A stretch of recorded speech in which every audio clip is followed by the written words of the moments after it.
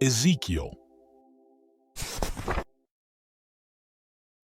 In the 30th year, in the 4th month on the 5th day, while I was among the exiles by the Kebar River, the heavens were opened and I saw visions of God. On the 5th of the month, it was the 5th year of the exile of King Jehoiachin. The word of the Lord came to Ezekiel the priest, the son of Buzi, by the Kebar River in the land of the Babylonians. There the hand of the Lord was upon him. I looked, and I saw a windstorm coming out of the north, an immense cloud with flashing lightning and surrounded by brilliant light. The center of the fire looked like glowing metal, and in the fire was what looked like 4 living creatures. In appearance their form was that of a man, but each of them had 4 faces and 4 wings. Their legs were straight, their feet were like those of a calf and gleamed like burnished bronze. Under their wings on their 4 sides they had the hands of a man. All 4 of them had faces and wings, and their wings touched one another. Each one went straight ahead. They did not turn as they moved. Their faces looked like this. Each of the 4 had the face of a man, and on the right side each had the face of a lion, and on the left the face of an ox. Each also had the face of an eagle. Such were their faces. Their wings were spread out upward. Each had 2 wings, one touching the wing of another creature on either side, and 2 wings covering its body. Each one went straight ahead. Wherever the Spirit would go, they would go, without turning as they went. The appearance of the living creatures was like burning coals of fire or like torches. Fire moved back and forth among the creatures. It was bright, and lightning flashed out of it. The creatures sped back and forth like flashes of lightning. As I looked at the living creatures, I saw a wheel on the ground beside each creature with its 4 faces. This was the appearance and structure of the wheels. They sparkled like chrysolite, and all 4 looked alike. Each appeared to be made like a wheel intersecting a wheel. As they moved, they would go in any one of the 4 directions the creatures faced. The wheels did not turn about as the creatures went. Their rims were high and awesome, and all 4 rims were full of eyes all around. When the living creatures moved, the wheels beside them moved, and when the living creatures rose from the ground, the wheels also rose. Wherever the Spirit would go, they would go, and the wheels would rise along with them, because the spirit of the living creatures was in the wheels. When the creatures moved, they also moved. When the creatures stood still, they also stood still. And when the creatures rose from the ground, the wheels rose along with them, because the spirit of the living creatures was in the wheels. Spread out above the heads of the living creatures was what looked like an expanse, sparkling like ice, and awesome. Under the expanse their wings were stretched out one toward the other, and each had 2 wings covering its body. When the creatures moved, I heard the sound of their wings like the roar of rushing waters, like the voice of the Almighty, like the tumult of an army. When they stood still, they lowered their wings. Then there came a voice from above the expanse over their heads as they stood with lowered wings. Above the expanse over their heads was what looked like a throne of sapphire, and high above on the throne was a figure like that of a man.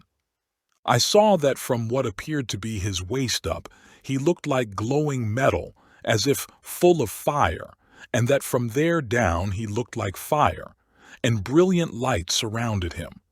Like the appearance of a rainbow in the clouds on a rainy day, so was the radiance around him. This was the appearance of the likeness of the glory of the Lord. When I saw it, I fell face down, and I heard the voice of one speaking. He said to me, "Son of man, stand up on your feet, and I will speak to you." As he spoke, the Spirit came into me and raised me to my feet, and I heard him speaking to me. He said, "Son of man, I am sending you to the Israelites, to a rebellious nation that has rebelled against me. They and their fathers have been in revolt against me to this very day. The people to whom I am sending you are obstinate and stubborn. Say to them, 'This is what the sovereign Lord says.' And whether they listen or fail to listen, for they are a rebellious house, they will know that a prophet has been among them. And you, Son of Man, do not be afraid of them or their words. Do not be afraid, though briars and thorns are all around you and you live among scorpions. Do not be afraid of what they say or terrified by them, though they are a rebellious house.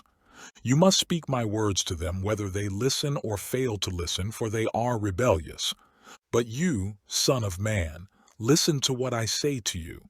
Do not rebel like that rebellious house. Open your mouth and eat what I give you." Then I looked, and I saw a hand stretched out to me. In it was a scroll, which he unrolled before me. On both sides of it were written words of lament and mourning and woe. And he said to me, "Son of man, eat what is before you, eat this scroll, then go and speak to the house of Israel." So I opened my mouth, and he gave me the scroll to eat. Then he said to me, "Son of man, eat this scroll I am giving you and fill your stomach with it." So I ate it, and it tasted as sweet as honey in my mouth. He then said to me, "Son of man, go now to the house of Israel and speak my words to them. You are not being sent to a people of obscure speech and difficult language, but to the house of Israel, not to many peoples of obscure speech and difficult language, whose words you cannot understand. Surely if I had sent you to them, they would have listened to you. But the house of Israel is not willing to listen to you, because they are not willing to listen to me, for the whole house of Israel is hardened and obstinate. But I will make you as unyielding and hardened as they are. I will make your forehead like the hardest stone, harder than flint. Do not be afraid of them or terrified by them, though they are a rebellious house." And he said to me, "Son of man, listen carefully, and take to heart all the words I speak to you. Go now to your countrymen in exile and speak to them.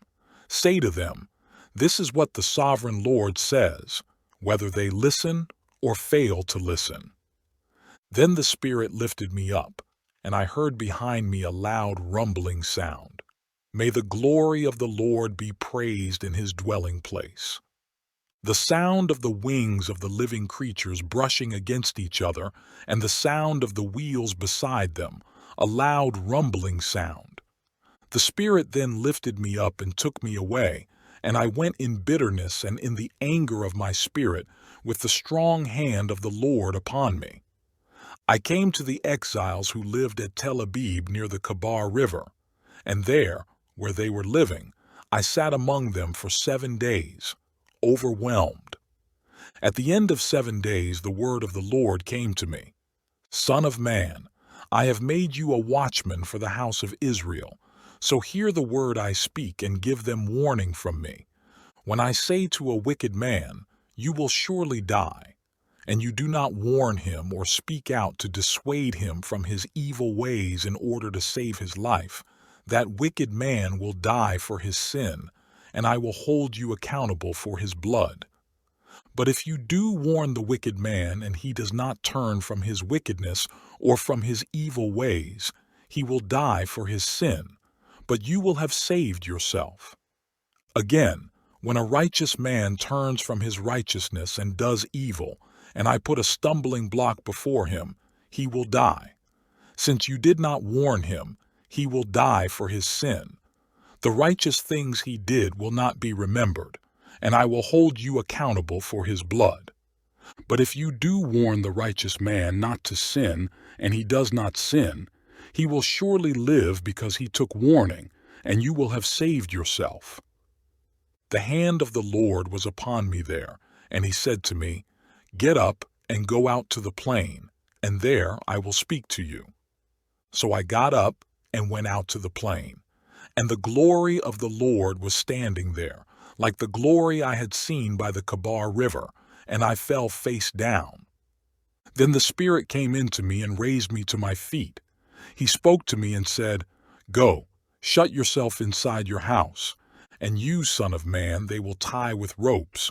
You will be bound so that you cannot go out among the people. I will make your tongue stick to the roof of your mouth so that you will be silent and unable to rebuke them, though they are a rebellious house.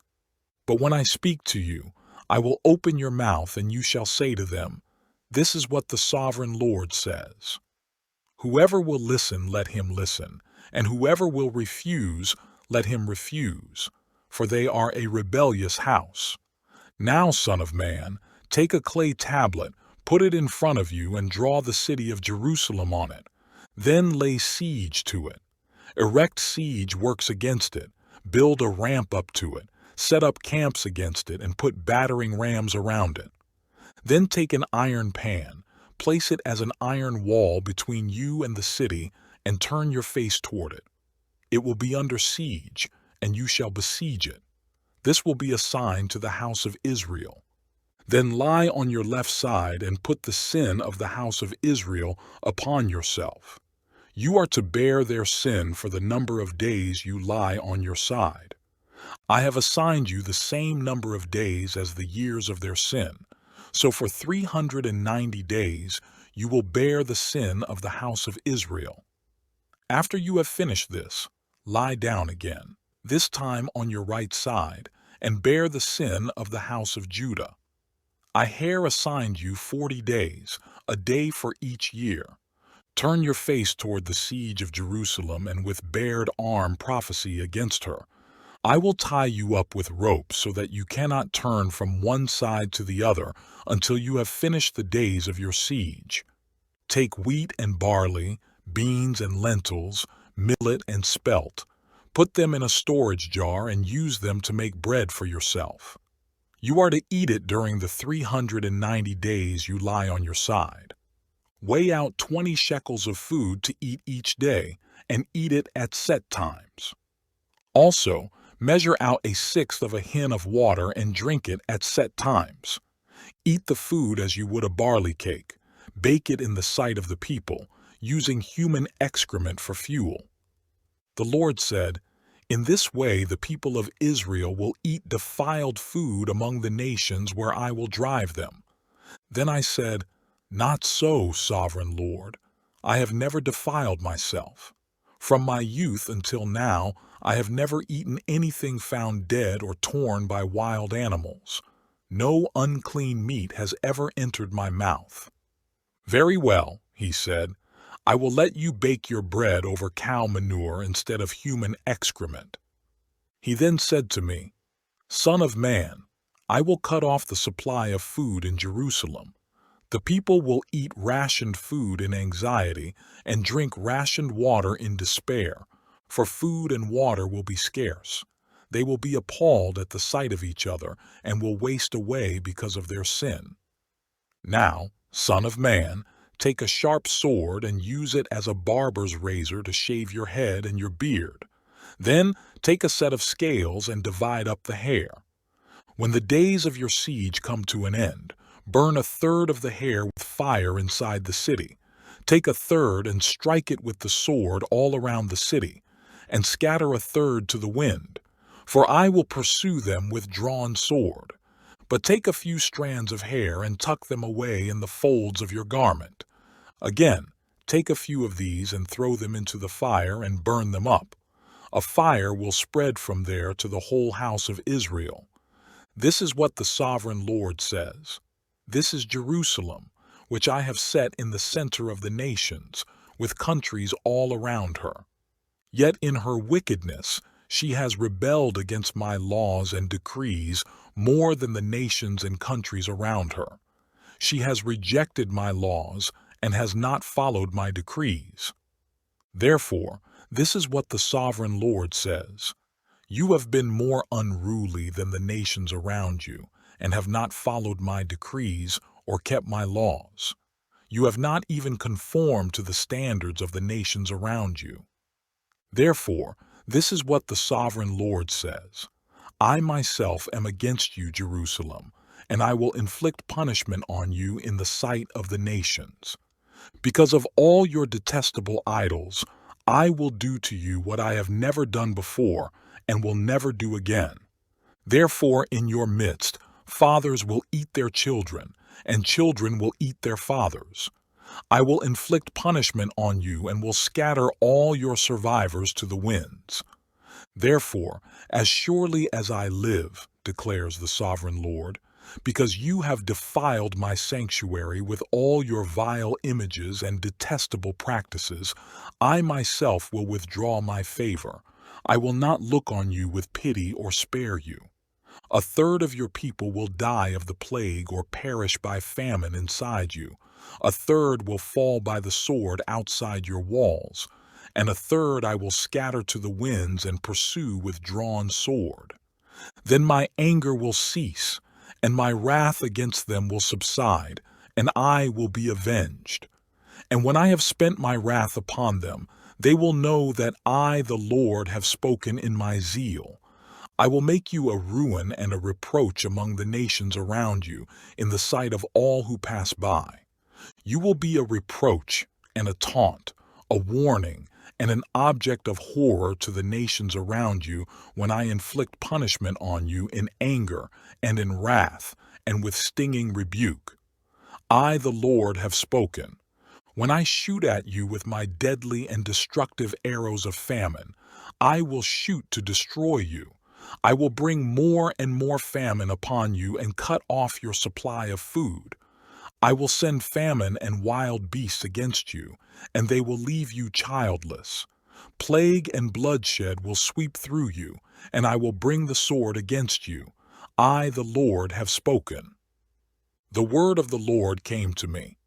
Son of man, set your face against the mountains of Israel, prophesy against them, and say, O mountains of Israel, hear the word of the sovereign Lord. This is what the sovereign Lord says to the mountains and hills, to the ravines and valleys. I am about to bring a sword against you, and I will destroy your high places. Your altars will be demolished, and your incense altars will be smashed, and I will slay your people in front of your idols. I will lay the dead bodies of the Israelites in front of their idols, and I will scatter your bones around your altars. Wherever you live, the towns will be laid waste, and the high places demolished, so that your altars will be laid waste and devastated, your idols smashed and ruined, your incense altars broken down, and what you have made wiped out. Your people will fall slain among you, and you will know that I am the Lord. But I will spare some, for some of you will escape the sword when you are scattered among the lands and nations. Then, in the nations where they have been carried captive, those who escape will remember me, how I have been grieved by their adulterous hearts, which have turned away from me, and by their eyes, which have lusted after their idols. They will loathe themselves for the evil they have done, and for all their detestable practices. And they will know that I am the Lord. I did not threaten in vain to bring this calamity on them. This is what the sovereign Lord says. Strike your hands together and stamp your feet and cry out, Alas! Because of all the wicked and detestable practices of the house of Israel, for they will fall by the sword, famine, and plague.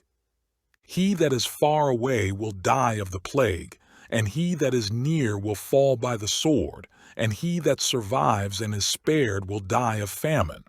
So will I spend my wrath upon them, and they will know that I am the Lord, when their people lie slain among their idols around their altars, on every high hill and on all the mountaintops, under every spreading tree and every leafy oak, places where they offered fragrant incense to all their idols. And I will stretch out my hand against them and make the land a desolate waste from the desert to Diblah, wherever they live. Then they will know that I am the Lord. The word of the Lord came to me, Son of man, this is what the sovereign Lord says to the land of Israel, the end. The end has come upon the four corners of the land. The end is now upon you, and I will unleash my anger against you. I will judge you according to your conduct and repay you for all your detestable practices. I will not look on you with pity or spare you. I will surely repay you for your conduct and the detestable practices among you.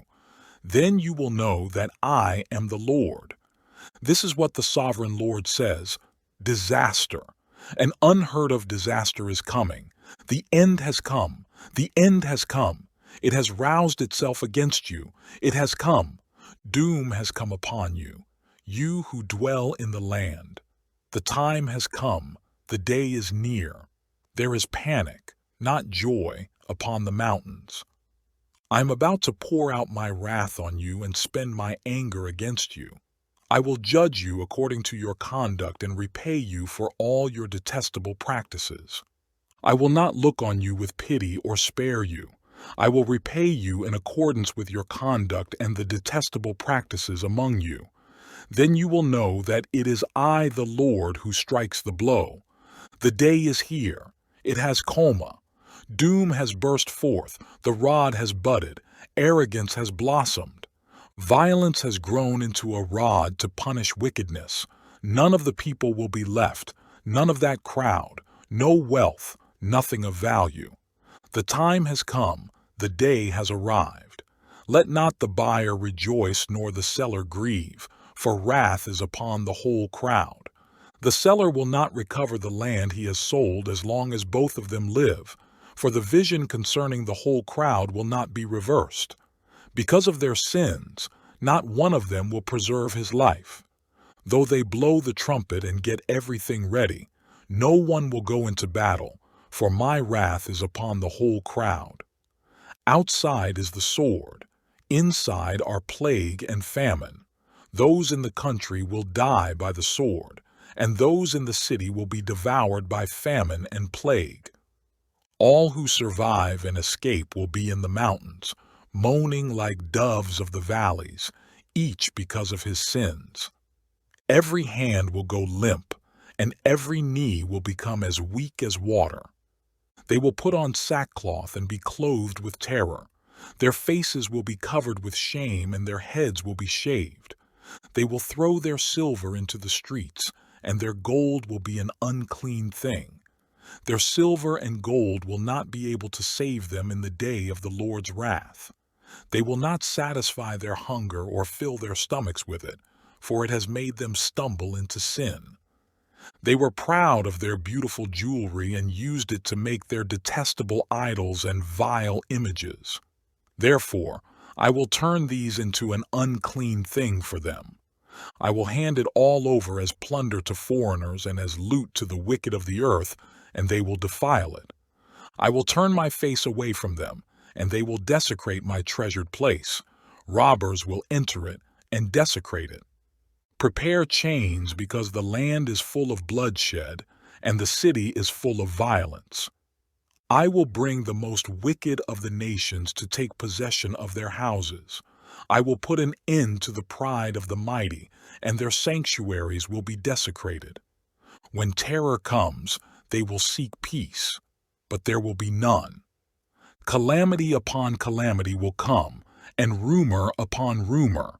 They will try to get a vision from the prophet. The teaching of the law by the priest will be lost, as will the counsel of the elders. The king will mourn, the prince will be clothed with despair, and the hands of the people of the land will tremble. I will deal with them according to their conduct, and by their own standards I will judge them. Then they will know that I am the Lord. In the 6th year, in the 6th month, on the 5th day, while I was sitting in my house and the elders of Judah were sitting before me, the hand of the sovereign Lord came upon me there. I looked, and I saw a figure like that of a man.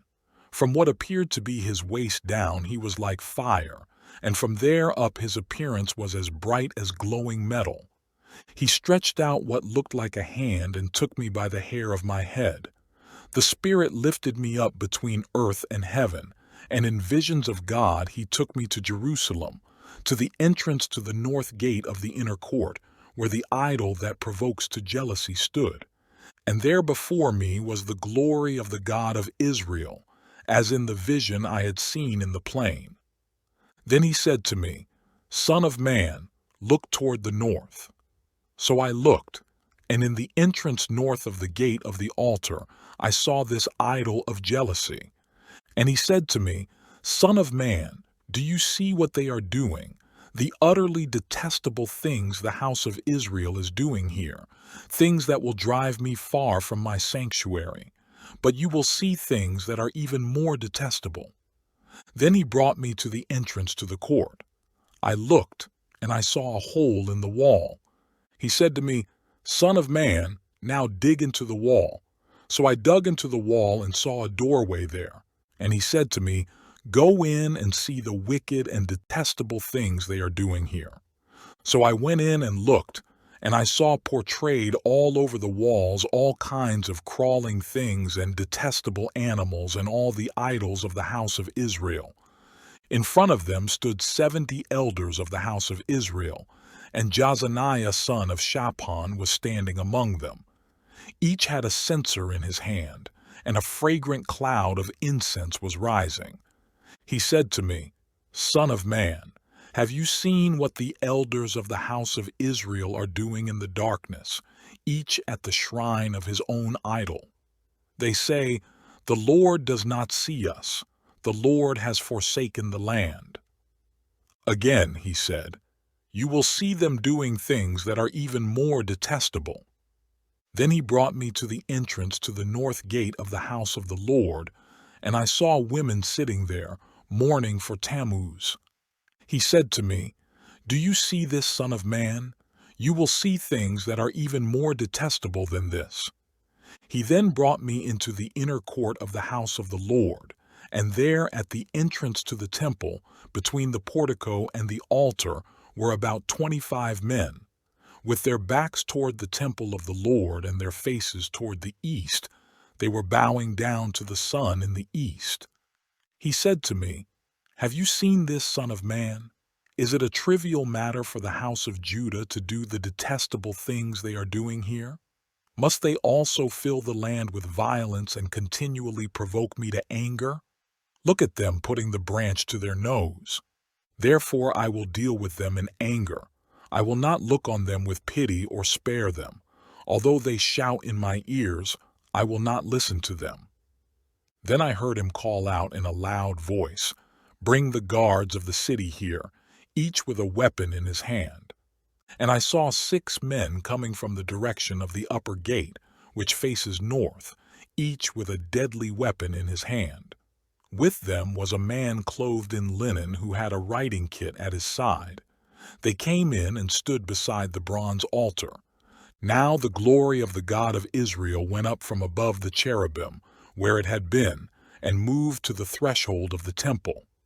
Then the Lord called to the man clothed in linen, who had the writing kit at his side, and said to him, Go throughout the city of Jerusalem and put a mark on the foreheads of those who grieve and lament over all the detestable things that are done in it.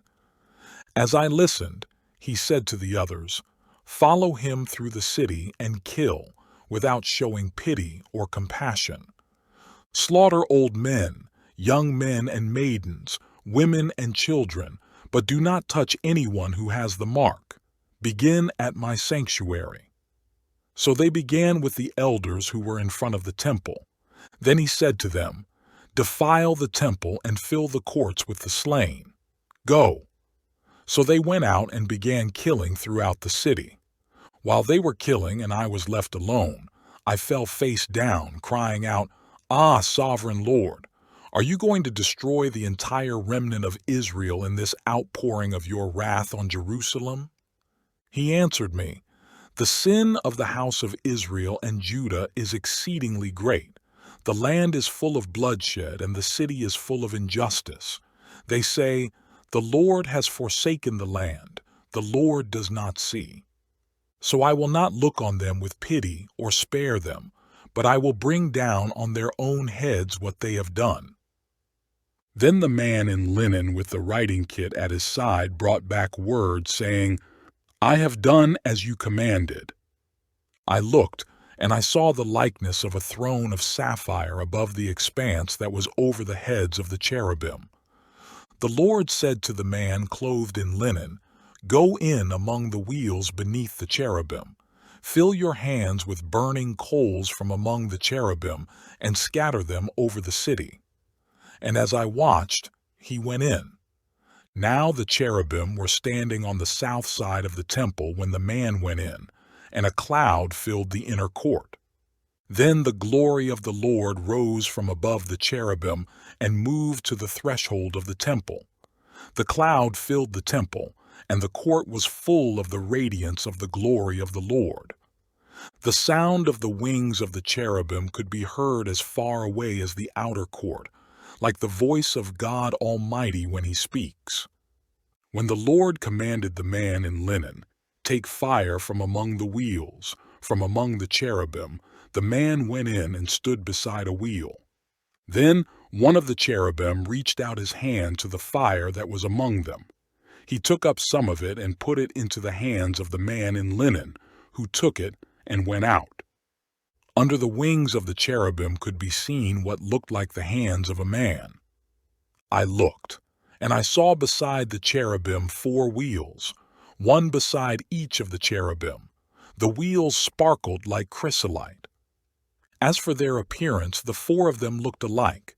Each was like a wheel intersecting a wheel. As they moved, they would go in any one of the 4 directions the cherubim faced. The wheels did not turn about as the cherubim went. The cherubim went in whatever direction the head faced, without turning as they went. Their entire bodies, including their backs, their hands, and their wings, were completely full of eyes, as were their 4 wheels. I heard the wheels being called the whirling wheels. Each of the cherubim had 4 faces. One face was that of a cherub, the second the face of a man, the third the face of a lion, and the fourth the face of an eagle. Then the cherubim rose upward. These were the living creatures I had seen by the Kebar River. When the cherubim moved, the wheels beside them moved. And when the cherubim spread their wings to rise from the ground, the wheels did not leave their side. When the cherubim stood still, they also stood still. And when the cherubim rose, they rose with them, because the spirit of the living creatures was in them. Then the glory of the Lord departed from over the threshold of the temple and stopped above the cherubim. While I watched, the cherubim spread their wings and rose from the ground, and as they went, the wheels went with them. They stopped at the entrance to the east gate of the Lord's house, and the glory of the God of Israel was above them. These were the living creatures I had seen beneath the God of Israel by the Kebar River, and I realized that they were cherubim. Each had 4 faces and 4 wings, and under their wings was what looked like the hands of a man. Their faces had the same appearance as those I had seen by the Kebar River. Each one went straight ahead.